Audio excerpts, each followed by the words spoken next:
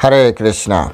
সকলকে আবারও কৃষ্ণ প্রীতি শুভেচ্ছা জানিয়ে আমাদের ধারাবাহিক শ্রীমদ্ ভাগবত গীতার ক্লাসে আপনাদেরকে স্বাগতম জানাচ্ছি। আজ আমরা শ্রীমদ্ ভাগবত গীতার অন্তর্গত নবম অধ্যায়ের 33 নম্বর শ্লোক নিয়ে আলোচনা করব। শ্লোকটি গত শ্লোকের সাথে অর্থাৎ এর আগের 32 নম্বর শ্লোকের সাথে যুক্ত একটি শ্লোক। তো এখানে অনেক বিষয়, গোপন বিষয় পরমেশ্বর ভগবান খুব সহজে আমাদেরকে উপদেশ করছেন। তো আপনারা সকলে অত্যন্ত মনোযোগ দিয়ে শ্রবণ করবেন, বোঝার চেষ্টা করবেন এবং এটি কিভাবে আমাদের নিজেদের দৈনন্দিন জীবনে আমরা কাজে লাগাতে পারি সেই বিষয়টি আপনারা ধীরে ধীরে আপনারা আয়ত্ত করার চেষ্টা করবেন। তো চলুন শুরু করি। শুরুতে ছোট্ট একটা অনুরোধ করতে চাই, যারা চ্যানেলে প্রথমবার এসেছেন অবশ্যই চ্যানেলটি সাবস্ক্রাইব করে রাখুন, কারণ এই ধরনের ধারাবাহিক আলোচনা সাধারণত সচরাচর আপনি ইউটিউবে পাবেন না। তো আপনার পরবর্তীতে অনেক কাজে লাগবে এবং ভবিষ্যতে আরও অনেক শাস্ত্র, যদি আপনারা আমাদের সাথে থাকেন, আরও অনেক শাস্ত্র নিগুড় তত্ত্ব সহজ সরল প্রাঞ্জল ভাষায় আপনাদের সামনে উপস্থাপন করার চেষ্টা করব। সেই জন্য চ্যানেলটি সাবস্ক্রাইব করে রাখুন, ভালো লাগলে লাইক এবং শেয়ার তো অবশ্যই করবেন। তো চলুন শুরু করি। নম ওম বিষ্ণুপাদায় কৃষ্ণ পৃষ্ঠায় ভূতলে শ্রীমতী ভক্তিবেদান্ত স্বামিনীতি নামিনে নমস্তে সরস্বতী দেবী গৌরবাণী প্রচারিণে নির্বিশেষ শূন্যবাদী পাশ্চাত্য দেশতারিণে বাঞ্ছা কল্পতরুর্ভশ্চ কৃপা সিন্ধু বচ পতিতানাং পাবনেভ্য वैष्णव नमो नमः। जय अनंत कटि वैष्णव वृंद की जय, शिला प्रभुपाद की जय, निताई गौर सीतानाथ प्रतिपरमानंदे। हरि बोल। हरे कृष्णा। ओम नमो भगवते वासुदेवाय। ओम नमो भगवते वासुदेवाय। ओम नमो भगवते वासुदेवाय। श्रीमद् भगवद गीता नवम अध्याय राजगुजयोग श्लोक नंबर 33। किं पुनर्ब्रह्मणाः पुण्वा भक्तराजर्षय तथा अनित्यम् असुखं लोकम् इमं प्राप्यो भजस्व माम्। किं पुनर्ब्रह्मणाः पुण्वा भक्तराजर्षय तथा अनित्यम् असुखम लोकम इमं प्राप्यो भजस्व माम्। हरे कृष्ण। এখন আমরা এই সংস্কৃত শ্লোকের শিল প্রভুপাদ কর্তৃক যে বাংলা ভাষানুবাদ, সেই ভাষানুবাদ আমরা শ্রবণ করব। অনুবাদ: পুণ্যবান ব্রাহ্মণ, ভক্ত ও রাজর্ষিদের আর কি কথা, তারা আমাকে আশ্রয় করলে নিশ্চয়ই পরাগতি লাভ করবে। অতএব তুমি এই অনিত্য দুঃখময় মর্তলোক লাভ করে আমাকে ভজনা করো। আমি আরেকবার পড়ছি। পুণ্যবান ব্রাহ্মণ, ভক্ত ও রাজর্ষিদের আর কি কথা, তারা আমাকে আশ্রয় করলে নিশ্চয়ই পরাগতি লাভ করবে। অতএব তুমি এই অনিত্য দুঃখময় মর্তলোক লাভ করে আমাকে ভজনা করো। হরে কৃষ্ণ। জয় শিলা প্রভুপাদ কি জয়। তো এখন আমরা শিলা প্রভুপাদ কর্তৃক এই সংস্কৃত শ্লোকের উপরে যে তাৎপর্য দেওয়া হয়েছে, সেই তাৎপর্যের সাথে সাথে শিলা বলদেব বিদ্যাভূষণ এবং বিশ্বনাথ চক্রবর্তী ঠাকুর যে তাৎপর্য প্রদান করেছেন এই শ্লোকের আলোকে, সেই শ্লোকের সেই তাৎপর্য অর্থাৎ শিলা প্রভুপাদ, বলদেব বিদ্যাভূষণ এবং বিশ্বনাথ চক্রবর্তী ঠাকুর এই তিনজনের ভাষ্যর সার সংক্ষেপ আমরা এখন হৃদয়ঙ্গম করার চেষ্টা করব। তাই আপনাদের কাছে আমাদের বিশেষ অনুরোধ যে আপনারা অবশ্যই অত্যন্ত শ্রদ্ধার সহিত সম্পূর্ণ ভিডিওটি শ্রবণ করার চেষ্টা করুন। যদিও কলিযুগে এটি অত্যন্ত কঠিন, সত্যি কঠিন। কলিযুগের মানুষ, এটা মনোবিজ্ঞানীরা বলছে, 10 সেকেন্ড এক জিনিসের উপরে কনসেন্ট্রেট করতে পারে না, মনোনিবেশ করতে পারে না। সেখানে 20 মিনিট, 25 মিনিট, 30 মিনিট কোনো একটা বিষয় সম্পর্কে শোনা, আর তারপরে সেই বিষয় যদি হয় শ্রীমদ্ ভাগবত গীতা, শ্রীমদ্ ভাগবতম চৈতন্য চরিতামৃত, অর্থাৎ আমাদের আধ্যাত্মিক বা পারমার্থিক উন্নতির জন্য, তাহলে তার কথাই নেই। সে বিষয় শুনতে শুনতে ঘুমিয়ে পড়ে অথবা অবহেলা করে বাদ দিয়ে চলে যায়। কিন্তু প্রকৃত শিক্ষা কিন্তু এটির মধ্যেই লুকিয়ে আছে, প্রকৃত জ্ঞান এটির মধ্যেই লুকিয়ে আছে। তাই আপনাদের কাছে আমাদের বিশেষ অনুরোধ, সবসময় চেষ্টা করুন মনোযোগ দিয়ে অথেন্টিক যে ব্যক্তি, সেই ব্যক্তির কাছ থেকে আপনারা সম্পূর্ণ তথ্যটি জানার চেষ্টা করুন। কারণ এই জগতে অনেক ব্যক্তি, শিল প্রভুপাদও বারবার বলেছে, এই জগতে অনেক ব্যক্তি আছে যারা শ্রীমদ্ ভাগবত গীতার ভুল ব্যাখ্যা প্রদান করার মাধ্যমে সমাজকে ভিন্ন দিকে সনাতন ধর্ম থেকে ভিন্ন দিকে ডাইভার্ট করার চেষ্টা করছে। তাই আমরা সবসময় বলি যে গুরু পরম্পরা ধারায় অথেন্টিক লেভেল থেকে আপনারা শ্রীমদ্ ভাগবত গীতা শ্রবণ করার চেষ্টা করুন। বলবেন যে তাহলে প্রভু আপনার কাছ থেকে শুনবো কেন? দেখুন, এখানে আমি আমার কোনো কথাই বলি না।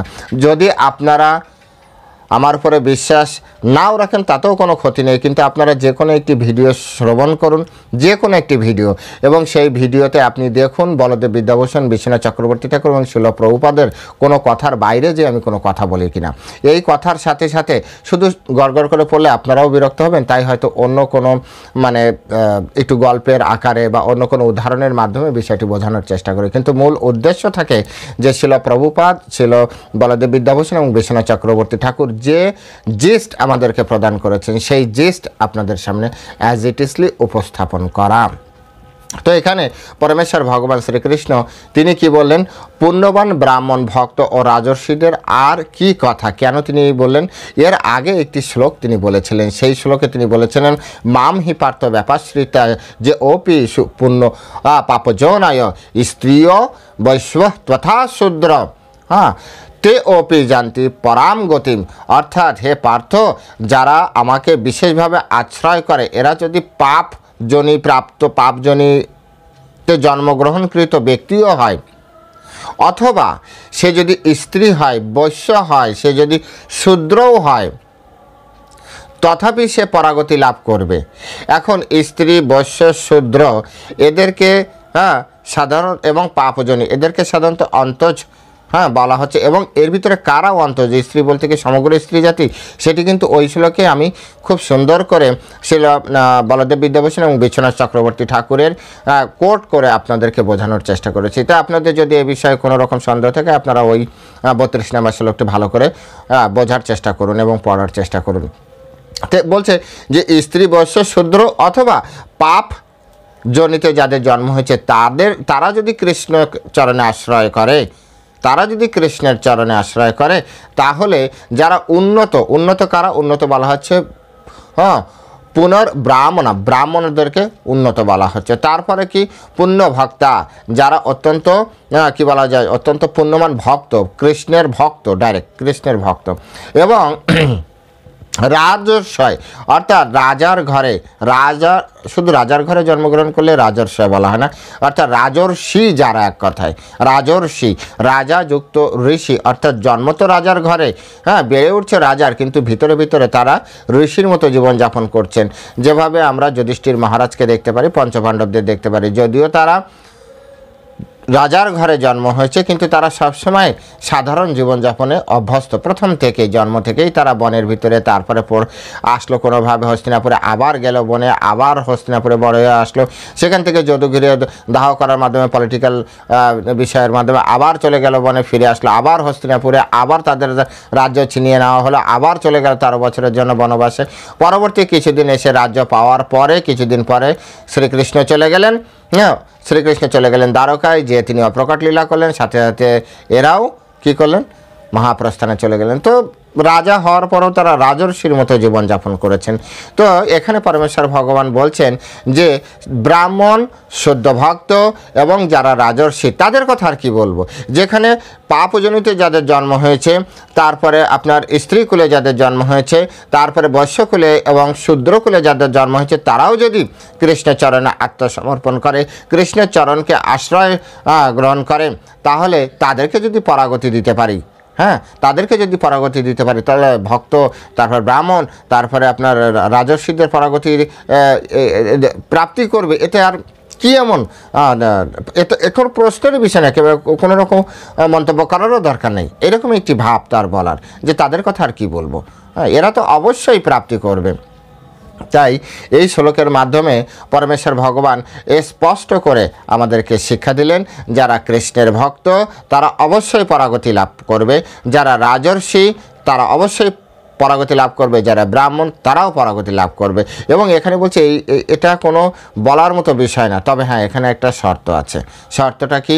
ওখানে প্রথম বলেছিল মামহি পার্থ ব্যাপাশ্রিতা, অর্থাৎ যে ব্যক্তি তার চরণে আত্মসমর্পণ করবে, তার চরণে আশ্রয় চাইবে, শুধুমাত্র সেই আশ্রয় যে চাইছে সেই আশ্রিত ব্যক্তিকেই পরমেশ্বর ভগবান শুধু উদ্ধার করবেন বা এই জগৎ থেকে তিনি তাদেরকে রক্ষা করবেন।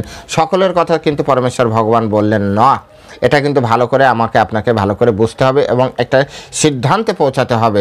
ও তাহলে ব্রাহ্মণ কুলে যারা জন্মগ্রহণ করেছে তারা কি এমনিতেই পরমেশ্বর ভগবানের কাছে ফিরে যাবে? না, এটা কিন্তু একেবারে পারফেক্টলি ভালো করে বুঝতে হবে।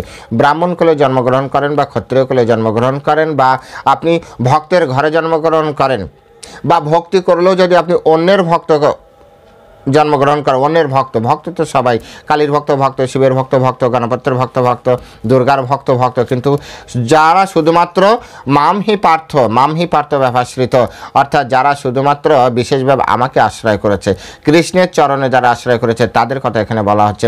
যদি কেউ অন্য ভক্তের চরণে আশ্রয় করে তাহলে সেক্ষেত্রে তাদের জন্য পরমেশ্বর ভগবান কি বললেন?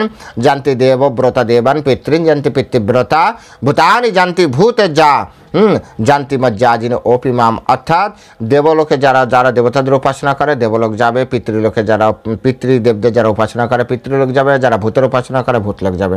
সেখানে পরমেশ্বর ভগবান কিন্তু পরাগতি দেওয়ার কোনো কথাই তিনি এখানে বলছেন না, অর্থাৎ স্পষ্ট স্পেসিফিকভাবে তিনি বলছেন।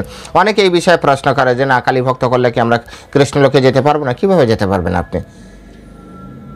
আপনি কীভাবে যেতে পারবেন? পরমেশ্বর ভগবান এখানে তাহলে কেন বললেন মামহি পার্থ ব্যাপাশ্রিতা?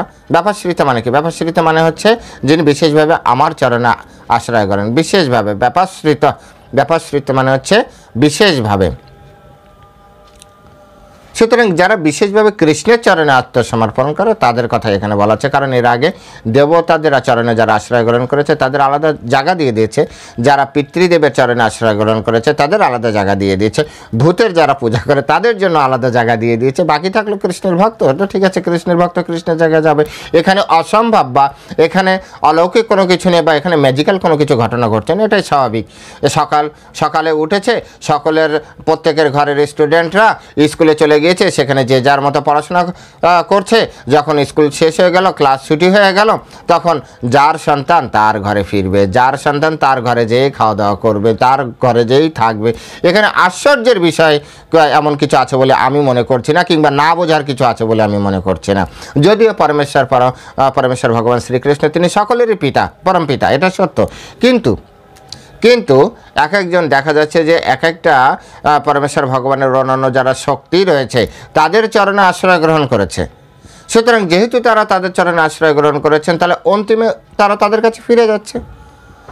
এখানে আশ্চর্যের কোনো বিষয় নেই বা এখানে না বোঝারও কিছুই নেই।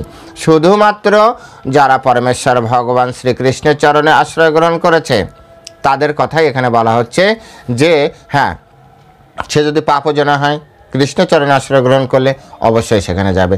যদি সে আপনার স্ত্রী জাতি হয় সে ভগবানের কাছে যাবে, যদি সে বৈশ্যকুল উদ্ভূত হয় ভগবানের কাছে যাবে, যদি সে নিচুকুল উদ্ভূত হয় তথাপি সে ভগবানের কাছে ফিরে যাবে। আর এরা যেহেতু যাচ্ছে তাহলে ব্রাহ্মণরা তো অবশ্যই যাবে, ব্রাহ্মণদের জন্য সুযোগ, কিন্তু শর্ত আছে। শর্তটা কি? ওনাকেও কৃষ্ণের চরণে আত্মসমর্পণ করতে হবে, ওনাকেও একজন ভক্তকেও কৃষ্ণের চরণে আত্মসমর্পণ, কৃষ্ণ ভক্ত হতে হবে। কৃষ্ণ ভক্ত না হলে কেউ পরমেশ্বর ভগবানের কাছে ফিরে যেতে পারবে না। এটা হচ্ছে চরম সত্য এবং চরম সত্য। একমাত্র কৃষ্ণ ভক্ত হলেই শুধুমাত্র কৃষ্ণের গৃহে, কৃষ্ণের লোকে, কৃষ্ণের কাছে আমরা ফিরে যেতে পারবো। পরিষ্কার, এখানে কোনো রকম সন্দেহের কিছু নেই। রাজর্ষিরাও একই কথা, রাজর্ষিদের কাছেও একই কথা। তারপরে পরমেশ্বর ভগবান আমাদেরকে সাবধান একটা বাণী দিলেন, সেটি কি? অনিত্যম অসুখম লোকম ইমাম।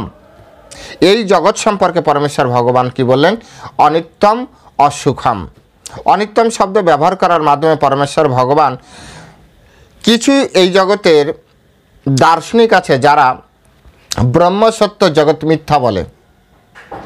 আমি জানি না তারা কেন, কি কারণে এই তত্ত্ব তারা উদ্ঘাটন করেছে, মানুষের সামনে নিয়ে এসেছেন। ব্রহ্মসত্য জগৎ মিথ্যা। পরমেশ্বর ভগবানের শ্রীমদ্ ভগবদ্ গীতা যদি আপনি নিখুঁতভাবে পুঙ্খানুপুঙ্খভাবে পড়েন, পরমেশ্বর ভগবান বলছেন মিথ্যা নয়, এটি অনিত্য। মিথ্যা আর অনিত্যের ভিতরে আকাশ পাতাল পার্থক্য আছে। মিথ্যা মানে যার অস্তিত্ব নেই, অনিত্য মানে হচ্ছে যার অস্তিত্ব আছে কিন্তু স্থায়িত্ব নেই। অনিত্য মানে যার অস্তিত্ব আছে কিন্তু স্থায়িত্ব নেই, চিরন্তনতা নেই। পরমেশ্বর ভগবান বললেন এই জগৎ আছে, জড় জগতের অস্তিত্ব আছে, কিন্তু সেটা অনিত্য। একটা নির্দিষ্ট সময় পর্যন্ত এই জড়জগৎ থাকে এবং তারপরে এই জড়জগৎ ধ্বংস হয়ে যায়। আব্রহ্ম ভুবনল্লোকা পুনরাবর্তিনা, অর্থাৎ ব্রহ্মলোক পর্যন্ত, শুধু যে মর্তলোক তাই না, শুধু যে অতল বিতল সুতল পাতাল রসাতল এরা তা না, এমনকি এখানে উপরলোকে যারা আছে অর্থাৎ স্বর্গলোক, তারপরে হচ্ছে ভূবরলোক, তারপরে হচ্ছে স্বর্গলোক, জনলোক, তপলোক, সত্যলোক, এসব কিছু আব্রহ্ম ভুবনলোক অর্থাৎ চতুর্দশ ভুবন সবাই ব্রহ্মলোক পর্যন্ত সব কিছু একদিন পুনরাবর্তনীয়, আবর্তন চক্রে অর্থাৎ ধ্বংস সৃষ্টি কিছুই থাকবে না একদিন। কিন্তু যখন আছে তখন কিন্তু আছে। এই জন্য পরমেশ্বর ভগবান বললেন যিনি এই ব্রহ্মাণ্ড সৃষ্টির মূল কারণ, যেভাবে ব্রহ্মসংহিতায় ব্রহ্মা নিজে বলেছেন সর্বকারণ কারণম, তিনি হচ্ছে সমস্ত কারণের আদি কারণ, তিনি সব কিছু জানেন, তিনি হচ্ছেন সকলের অনাদির আদি। তিনি বলছেন যে এই জগৎ অনিত্য, অর্থাৎ এই জগৎ অনিত্য, এই জগৎ মিথ্যা নয়, অনিত্য। সুতরাং এর মাধ্যমে কিছু যারা মানে মায়াবাদী দার্শনিক বলা হয়, যাদেরকে অল্প বুদ্ধি সম্পন্ন মায়াবাদী দার্শনিক, তাদের যে জগৎ মিথ্যা যে ভ্রান্ত মতবাদ, সেই ভ্রান্ত মতবাদকে পরমেশ্বর ভগবান তুড়ি দিয়ে উড়িয়ে দিলেন। গীতা পড়ুন, ওপেন চ্যালেঞ্জ, নবম অধ্যায়ের 33 নম্বর শ্লোক, সকলের জন্য ওপেন চ্যালেঞ্জ পড়ুন। সেখানে দেখুন নবম অধ্যায় 33 নম্বর শ্লোক, সেখানে পরমেশ্বর ভগবান বললেন অনিত্যম অসুখম লোকম ইমাম। এ দিয়ে কী বোঝায়? জগৎ মিথ্যা বোঝায়? মানুষকে আর কতদিন এভাবে বিভ্রান্ত করবে? এই জগতে সাধারণ মানুষের দ্বারা যতটা না ধর্মের ক্ষতি হয়েছে, ধর্মীয় মানুষের চেতনার ক্ষতি হয়েছে, তার থেকে অধিক ক্ষতি হয়েছে যারা ধর্মকে পূর্ণরূপে মানুষের কাছে উপস্থাপন করার কথা, তারা যখন ভ্রান্তভাবে মানুষের কাছে উপস্থাপন করেছে। সনাতন ধর্মের মূল সমস্যা হচ্ছে সনাতন ধর্মের যারা মানে কি বলা যায়, যারা গুরু পর্যায়ে, গুরু স্থানীয় ব্যক্তি, তারাই সনাতন ধর্ম নিয়ে বেশি খেলা করেছে। তারাই আমাদের সামনে ভুলভাবে সনাতন ধর্মকে উপস্থাপন করেছে, সঠিকটা তো জানতে দেয়নি। মূল কথা সংস্কৃতিতে, সেই সংস্কৃতিতে যে যার মনোবৃত্তি অনুযায়ী বা তার নিজের শব্দার্থ সে প্রয়োগ করেছে। শব্দার্থ প্রয়োগের মাধ্যমে যদি ভাবার্থ নষ্ট হয়ে যায় তাহলে সেই শব্দার্থ ত্যাগ করা উচিত, ভাব রক্ষা করে শব্দ চয়ন করা উচিত।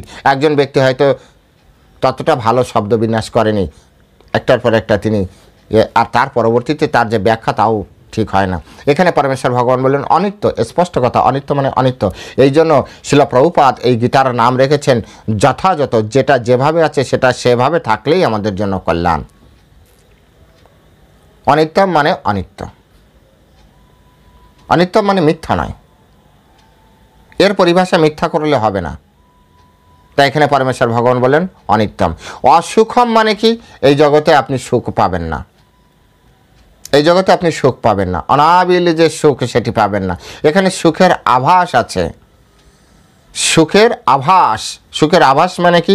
এরকম করলে সুখ হয় কিন্তু প্রকৃত সুখ নয়। যেমন দেখবেন আপনার ঘুরতে সুখ আছে, আপনি ঘুরতে বেরোন, ঘুরতে ঘুরতে একসময় আপনি ক্লান্ত হয়ে যাবেন, আপনার মনে হবে দূর আমি ঘরে ফিরলেই বাঁচি। এখন সবথেকে প্রধান কাজ হচ্ছে আমার ঘরে ফিরে যাওয়া, তখন এরকম মনে হবে। অর্থাৎ ঘোরায় সুখ নেই। যারা খেতে পছন্দ করে, খুব খেতে পছন্দ করে, তাদেরকে আপনি একের পর এক তার পছন্দের সমস্ত জিনিস আপনি দিতে থাকুন, আর সে খেতে থাকুক, দিতে থাকুন। এক সময় সে বলবে আমি আর খাবো না, আমি আর পারছি না, আমাকে আর দিও না, আমার শরীরটা ভালো লাগছে না। এর মানে কি? খেয়েও প্রকৃত সুখ নেই। সাময়িক সুখ আছে, এই জন্য বলা হয় সুখাভাস। এই জগতে সুখের আভাস আছে কিন্তু প্রকৃত সুখ এই জগতে নেই। সেই জন্য পরমেশ্বর ভগবান বলেন অসুখম, অসুখম। এখানে অসুখম ব্যবহার করেছে পরমেশ্বর ভগবান। এক জায়গায় যে বলেছেন দুঃখালয় অশাশ্বতম, এই জগৎ সম্পর্কে বোঝাতে যে এখানে বলছে অনিত্যম অসুখম, আর সেখানে বলছে দুঃখালয়ম অশাশ্বতম। কোথায় পার্থক্য? অসুখম, ওখানে দুঃখালয়। এখানে অনিত্য, ওখানে হচ্ছে অশাশ্বতম। সেম মিনিংয়ের, সেম মিনিং। তাই এখানে অসুখম বলতে দুঃখালয় বুঝতে হবে। এই জগৎ দুঃখালয়, অসুখকর জায়গা। তাই তো শিল প্রভুপাদ বললেন, this all is not for gentleman. কোনো ভদ্রলোকের জায়গায় জগৎ হতে পারে না। কেউ চায়, আপনি চান যে দুঃখময় জগতে আপনি থাকবেন? আপনি কখনো চান আপনার সন্তান দুঃখময় জগতে থাক? কেউই চায় না। কোনো সুস্থ মস্তিষ্কের কোনো ব্যক্তি এই দুঃখময় জগতে থাকতে পারে না। এখানে দেখুন, গরমে ঘাম ঝরছে, শীতে কাঁপুনি হচ্ছে, বর্ষায় ঘর থেকে বেরোতে পারবেন না। কত প্রত্যেকটা মুহূর্তে, যেভাবে অনেক আচার্যরা বলেছেন, পদম পদম বিপদম, প্রত্যেক পদে পদে বিপদের। আপনি ঘর থেকে বেরোচ্ছেন, আপনি জানেন না যে আপনি আদৌ ঘরে ফিরতে পারবেন কিনা পারবেন। সবসময় একটা বিপদের মুখে আপনি আছেন। আপনার সন্তান স্কুলে যাচ্ছে, আপনি জানেন না যে সন্তান ঘরে ফিরবে কিনা, আপনি সবসময় শঙ্কার ভিতরে আছেন। প্রত্যেকে তার ভবিষ্যৎ নিয়ে শঙ্কার মধ্যে আছে। প্রত্যেক ব্যক্তি তার ভবিষ্যৎ জীবন নিয়ে শঙ্কার ভিতরে আছে। প্রত্যেক রাজনৈতিক নেতা তার দেশ নিয়ে শঙ্কার মধ্যে আছে। এই দেশ কি আগামী দিনে ভালোভাবে চলবে? যারা সুশীল সমাজ, তারা বিভিন্নভাবে সবসময় দেখুন একটা টেনশন, এটা কি আগামী দিনে এরকম ভালো চলবে? কি হবে? কি করা যায়? দুঃখালয় অশাশ্বতম, অনিত্যম অসুখম লোকম ইমম। এই জগৎ অনিত্য, দুঃখকর। সেজন্য কোনো ভদ্রলোক এই জগতে থাকতে পারে না। তথাপি আমরা এই জগতে থাকার বাসনা রাখি। কারণ কি? প্রকৃত সত্য আমাদের সামনে, প্রকৃত শিক্ষা আমাদের সামনে উপস্থাপন করা হয়নি। এই জগতের বাইরে আরেকটি জগৎ আছে, যেটা অনিত্য নয় নিত্য, অনিত্যের বিপরীত। যেটা অসুখ নয় অসুখের বিপরীত, সুখময়। বলবেন এটি আবার কেমন কথা? যদি নিত্য না হতো তাহলে অনিত্যর অস্তিত্ব আসতো না। যদি সুখ না থাকতো তাহলে অসুখের কথাই আসতো না। অসুখ আছে তার মানে সুখের অস্তিত্ব আছে। অনিত্য এসছে এর মানে নিত্যর অস্তিত্ব আছে। এটা সিম্পল কনসেপ্ট, খুব সিম্পল একটা কনসেপ্ট। সুতরাং এই জগৎ তো অনিত্য, এই জগতে আমরা কেউই থাকতে পারছি না। এটুকু তো আপনারা এতদিনে বুঝতে পেরেছেন। আপনি ধর্ম মানেন অথবা না মানেন, কিচ্ছু যায় আসে না। কিন্তু আপনি এটুকুতেও স্বীকার করেছেন, এই জগতে আপনি কেউই এই জগৎকে আপনি দেখতে পারবেন না যে এই জগতে অনন্তকাল ধরে আছে। সৃষ্টির শুরু থেকে সে আপনি মানুষ বলেন, গাছ বলেন, মাছ বলেন, পশু পাখি বলেন, হাঁস বলেন, যা ইচ্ছা তাই বলেন, কেউই অনন্তকাল ধরে এই জগতে থাকতে পারে না। এই জগতে থাকতে পারে না। আর এই জগৎ সবসময় পরিবর্তন হচ্ছে। আজ যে প্রকৃতি যে দেখছেন 5 বছর পরে সেরকম থাকবে না। আজকে যে আবহাওয়া দেখছেন সেটি থাকবে না। পরিবেশ পরিস্থিতি, ভৌগোলিক স্থিতি সব কিছু সবসময় পরিবর্তন হচ্ছে। আর অন্তিমে সব কিছু বিনাশ হয়ে যাবে। কিন্তু এই সকল তত্ত্ব অনেকের কাছে না থাকার কারণে সে দেখতে পাচ্ছে না যে এর বাইরে আরেকটি জগৎ আছে। এটা হতে পারে তার অজ্ঞতা, হতে পারে তার অশিক্ষাজনিত প্রভাব, হতে পারে জ্ঞানের অভাব। কিন্তু এটা তো সত্য যে এর বাইরে যে জগৎ, সেই জগৎ সম্পর্কে অনেকের ধারণা নেই। যেহেতু নেই, তাই সে এই জগতে থাকার চেষ্টা করছে। তাই সে এই জগৎ, এই জীবনকে সবথেকে বেশি প্রায়োরিটি দিয়ে বসে আছে, সবথেকে বেশি প্রাধান্য দিয়ে এই জগতে এসে বসে আছে, যদিও এই জগতের প্রাধান্যতা সব থেকে কম। এই লাইফ কতদিনের লাইফ? আপনার যে জীবন আছে কতদিনের জীবন আছে? বিচার করে দেখুন, কত বছরের জন্য আমি আপনি এই জগতে আছি? 60, 70, 80, 90, 100, 150, 200, 500। তারপরেও তো আমাকে আপনাকে যেতে হবে, যেতে তো হবে। তো অনিত্য। আর এই জীবন যে চলবে 500 বছর পর্যন্ত, 100 বছর পর্যন্ত, সুখে চলবে? কি ভাবছেন আপনারা? বুকে হাত দিয়ে বলেন সুখে চলবে? তাহলে পরমেশ্বর ভগবান বললেন অনিত্যম অসুখাম। সুতরাং অনিত্য জায়গায় কেন আমরা থাকার চেষ্টা করব? তাই তো শ্রীকৃষ্ণ আমাদের জানিয়ে দিলেন, অনিত্য জায়গায় আছো, নিত্য জায়গার সন্ধান করো। অসুখকর জায়গায় আছো, সুখকর জায়গার সন্ধান করো। এটুক তো বুদ্ধিমত্তা, এটুকুই বুদ্ধিমত্তা। আমরা যখন ট্রেনে চড়ি, প্র্যাকটিক্যাল উদাহরণ না দিলে নয়, ট্রেনে চড়ি, এক বগিতে উঠে পড়লাম, এদিক ওদিক তাকিয়ে দেখি কোথাও বসার জায়গা নেই, তখন ভিতর দিয়ে অন্য বগিতে যাওয়ার চেষ্টা করি, অন্য বগিতে যাওয়ার চেষ্টা করি। কেন যাওয়ার চেষ্টা করি? দেখি কোনো জায়গায় একটু ফাঁকা আছে কিনা, বসা যায় কিনা।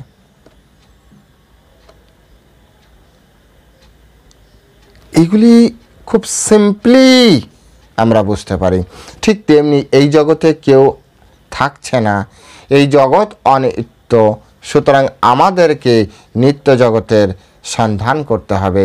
এই জগতে আমরা প্রতিনিয়ত দুঃখ পাচ্ছি, সুতরাং সুখময় যে জগৎ, সেই জগতের সন্ধান আমাদেরকে করতে হবে। পরমেশ্বর ভগবান শ্রীকৃষ্ণ তিনি অর্জুনকে উদ্দেশ্য করে বললেন, হে অর্জুন, তুমি এই জগৎ কি করেছ? মর্তলোক লাভ করে, মানে মর্তলোকে তো আমরা এসেছি, কি আর করা, এখন তুমি আমার ভজনা করো। যদি আমরা কৃষ্ণের ভজনা করি তাহলে সেখানটা আমাদের সুখকর জায়গা। সমস্ত শাস্ত্র, পুরাণ, উপনিষদ এই সব কিছু মানে প্রমাণ করছে যে ওই জায়গা অত্যন্ত সুখকর জায়গা। ওখানে দিন রাতের সমস্যা নেই, দ্বন্দ্ব ভাব নেই, শীত গ্রীষ্ম আদি এই সকল কোনো দ্বন্দ্ব ভাব নেই, ওখানে চির বসন্ত।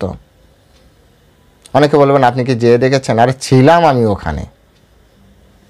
আপনি যে আমাকে বলছেন যে দেখেছেন, আপনিও ছিলেন। পার্থক্য হচ্ছে স্মৃতি হারা হয়ে আছি তো। অনেকে আছে না, পিতা কোনো কারণে স্মৃতি হারা হয়ে যায়, পিতামাতাকেও চিনতে পারে না। কেউ একজন এসে বলল, আরে স্মৃতি কোনো ডাক্তারের কৃপায় যদি আবার পুনঃ স্মৃতি আমরা ফিরে পাই, তাহলে ঠিক আমাদের মনে পড়ে যে হ্যাঁ হ্যাঁ, আমি তো এখানে আছি, আমার তো এটা বাড়েনি, আমার বাড়ি তো অন্য জায়গায়, আমার তো বাবা মা আছে। তো ঠিক তেমনি সাধু গুরু বৈষ্ণবের কৃপায়, শাস্ত্র নামক ঔষধের মাধ্যমে যদি আমাদের স্মৃতি কখনো পুনঃস্মৃতি ফিরে আসে, তাহলে আমরা জানতে পারবো আমাদের অ্যাকচুয়াল বাড়ি কোথায়। কিন্তু এর জন্য আমাদের ওই ডাক্তারের উপর নির্ভর করতে হবে, সাধুগুরু বৈষ্ণবের উপর নির্ভর করতে হবে। তা নাহলে স্মৃতিহীনভাবে পাগলের মতো ঘুরে বেড়াচ্ছে। আজকে এই জগতে এই বাড়িটাকে আমার ভাবছি, কালকে ওই বাড়িটাকে আমার ভাবছি, আজকে এই দেহটাকে আমার ভাবছি, কাল আরেকটা দেহকে আমার ভাবছি। পাগল যেভাবে যা করে, যেখানে থাকে সেখানেই রাজা। পরমেশ্বর ভগবান শ্রীকৃষ্ণ বললেন যে তুমি এই জগৎ লাভ করেছো, অনিত্য জগৎ লাভ করেছো, এখানে বসে তুমি আমার ভজনা করো। ভজস্ব প্রাপ্য অর্থাৎ লোকম ইমম প্রাপ্য, অর্থাৎ এই জগৎ তুমি লাভ করে, মর্তলোক লাভ করে আমার ভজনা করো। যেহেতু সে মর্তলোকে এসে পড়েছে, প্রথমে যুদ্ধ করার মাধ্যমে মর্তলোক লাভ হোক, কিন্তু মর্তলোক লাভ হলে মর্তলোকে থাকতে বলছেন না, যে মর্তলোক লাভ করে তুমি আমার ভজনা করো। এর থেকে আমাদের শিক্ষা, আমরা এই মর্তলোকে এসেছি, আমাদেরকে পরমেশ্বর ভগবান শ্রীকৃষ্ণের ভজনা করতে হবে। পরমেশ্বর ভগবান শ্রীকৃষ্ণের ভজনা করতে হবে। কিভাবে ভজনা করবেন সেটি তো এর পরের শ্লোকে পরমেশ্বর ভগবান খুব সুন্দরভাবে বলবেন। ভগবদ গীতার সার শ্লোক, ভগবদ গীতার সম্পূর্ণ ভগবদ গীতার নির্যাস শ্লোক, এর পরের শ্লোকে পরমেশ্বর ভগবান আলোচনা করবেন। সকলে শ্রবণ করবেন মনোযোগ দিয়ে। পরমেশ্বর ভগবান শ্রীকৃষ্ণের প্রত্যেকটা কথা ধীরে ধীরে ধীরে ধীরে আমাদেরকে পরমেশ্বর ভগবানের শ্রীচরণে আমাদেরকে আত্মসমর্পিত করছে। সেখানে জাতিকুলের বিচার নেই, যেই ভজে সেই বড়, অভক্তহীন ছাড়। যে ভজনা করবে সে পরমেশ্বর ভগবানের চরণে আত্মসমর্পণ করে থাকবে, আর সেই বড়। তো আপনাদের প্রত্যেকের কাছে আমরা অনুরোধ করি, আপনারা প্রত্যেকে শ্রীমদ্ ভগবদ গীতা সুন্দরভাবে অধ্যয়ন করুন, বুঝে বুঝে পড়ার চেষ্টা করুন। ধীরে ধীরে আপনাদের অবশ্যই এই শ্রীমদ্ ভগবদ গীতার জ্ঞান প্রাপ্তি হবে। শিল প্রভুপাদের চরণে আত্মসমর্পণ করে তারপর পড়বেন। যদি আপনি শিল প্রভুপাদের চরণে আত্মসমর্পণ করে পড়তে পারেন তবে এই গীতার জ্ঞান পাবেন। অন্যথায় অনেকের মতো আপনিও ক্ষুদ্র পরিসরে ভগবদ গীতার জ্ঞান পেতে অনেকটা আপনাকে বিয়োগ করতে হবে, অনেক সময় আপনি বিভ্রান্ত হবেন। কারণ এই সমস্ত জ্ঞান, সমস্ত যে মানে কৃষ্ণের যে জ্ঞান, পারমার্থিক জ্ঞান, বৈদিক জ্ঞান, এগুলি পরমেশ্বর ভগবান শ্রীকৃষ্ণ নিজে রেখেছেন আর ভক্তের উপরে তার অধিকার রেখেছেন। তাই ভক্তের চরণে আমাদের আত্মসমর্পণ করে এটি সুন্দরভাবে পড়ার চেষ্টা করা দরকার। আজ এ পর্যন্তই। সকলে ভালো থাকবেন, সকলের সার্বিক মঙ্গল কামনা করি। সাথে সাথে অনুরোধ করি আপনারা প্রত্যেকে শ্রীমদ্ ভগবদ গীতা মনোনিবেশ করুন, হৃদয়ঙ্গম করার চেষ্টা করুন। যারা চ্যানেলের প্রথমে এসেছেন অবশ্যই আপনারা এই চ্যানেলটি সাবস্ক্রাইব করবেন, ভিডিও শেয়ার করবেন, লাইক করবেন। হরে কৃষ্ণ। জয় শিল প্রভুপাদ কি জয়।